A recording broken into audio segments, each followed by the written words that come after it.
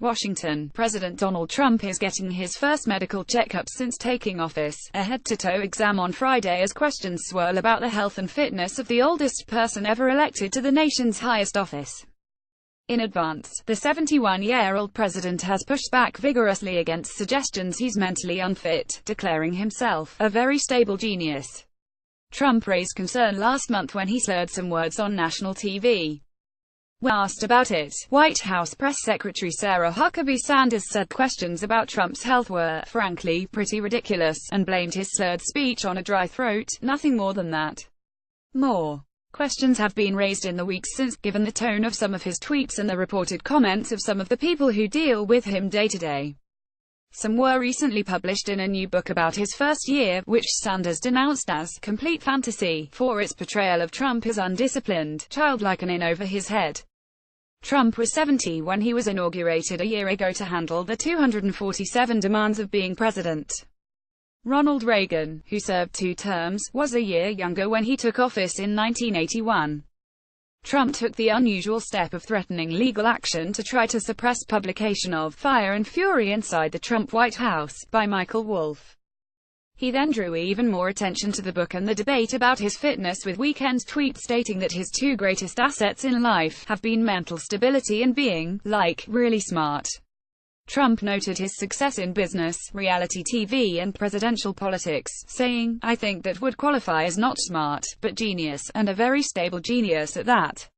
The president is to fly by helicopter Friday afternoon to Walter Reed National Military Medical Center outside Washington in Bethesda, Maryland, for the exam. There is no requirement for a president to have a physical, but modern office holders undergo them regularly and release a doctor's report stating that they are fit to serve.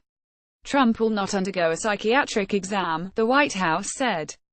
Officials did not address a different type of screening, assessments of cognitive status that examine neurologic functions including memory. Cognitive assessments aren't routine in standard physicals, although they recently became covered in Medicare's annual wellness visits for seniors.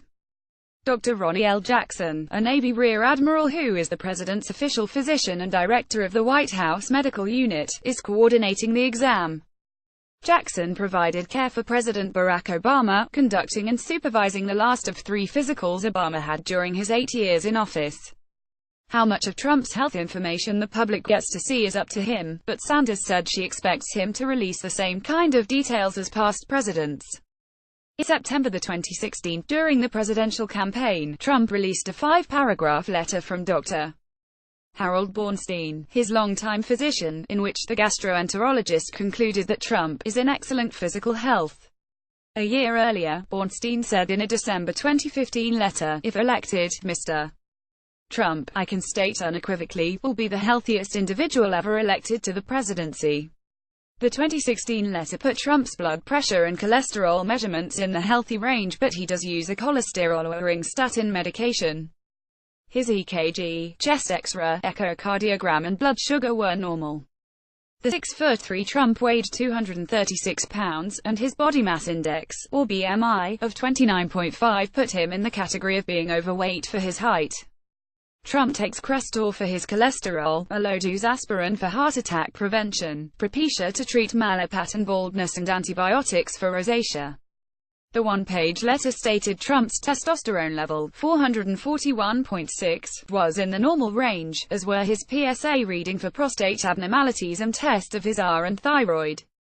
Trump leads a largely sedentary lifestyle compared to his most recent predecessors, who ran, rode mountain bikes, played basketball or used exercise machines and lifted weights, and were significantly younger than him when they took office. Trump has said he gets most of his exercise from playing golf, which he does most weekends, driving a cart instead of walking from hole to hole.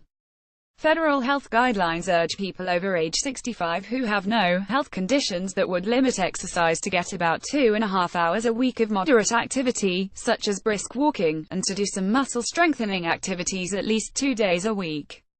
As for his diet, Trump enjoys fast food, steaks well done and with ketchup, chocolate cake, and double scoops of vanilla ice cream, and reportedly downs 12 Diet Cokes a day.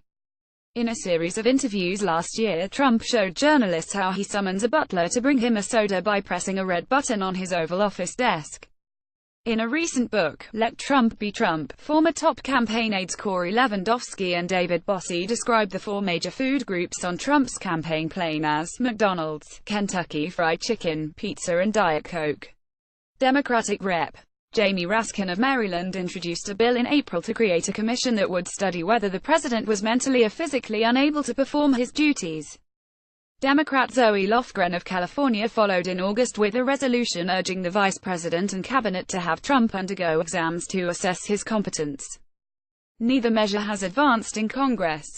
White House officials pushed back Monday against a report by the Axios News website that Trump has been starting his official days later and holding fewer meetings than earlier in his presidency.